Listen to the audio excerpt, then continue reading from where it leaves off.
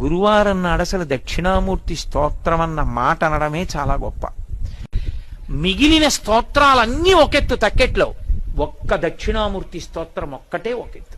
ఈ శ్లోకాల్ని, ఈ స్తోత్రాన్ని, దక్షిణామూర్తి స్తోత్రాన్ని ప్రతిరోజు ఎవరైతే శ్రీచక్రం టీవీ ఈ స్తోత్రాన్ని చదువుకుంటున్నారో, చదవడం చేత కాని వాళ్ళు, చదువుకోవడం వచ్చిన వాళ్ళు చదివితే వింటున్నారో, విని ధ్యానం చేయగలుగుతున్నారో, ధ్యానం చెయ్యలేకపోతే కనీసం పఠిస్తున్నారో, వింటున్నారో, ఇలాంటి వాళ్ళందరికీ కూడా సర్వాత్మత్వమితి స్ఫుటీకృతమిదం, ఆత్మ అనుభవంలోకి రావడమే కాదు, దానితో పాటుగా సమస్త సిద్ధులు కూడా కలుగుతాయి.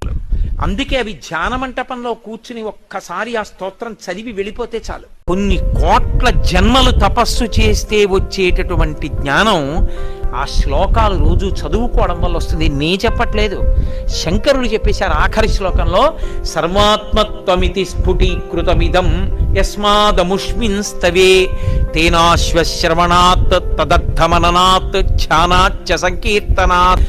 ఈ శ్లోకాల్ని, ఈ స్తోత్రాన్ని, దక్షిణామూర్తి స్తోత్రాన్ని ప్రతిరోజు ఎవరైతే చదువుకుంటున్నారో, చదవడం చేత కాని వాళ్ళు, చదువుకోవడం వచ్చిన వాళ్ళు చదివితే వింటున్నారో, విని ధ్యానం చేయగలుగుతున్నారో, ధ్యానం చెయ్యలేకపోతే కనీసం పఠిస్తున్నారో, వింటున్నారో, ఇలాంటి వాళ్ళందరికీ కూడా సర్వాత్మత్వమితి స్ఫుటీకృతమిదం, ఆత్మ అనుభవంలోకి రావడమే కాదు, దానితో పాటుగా సమస్త సిద్ధులు కూడా కలుగుతాయి.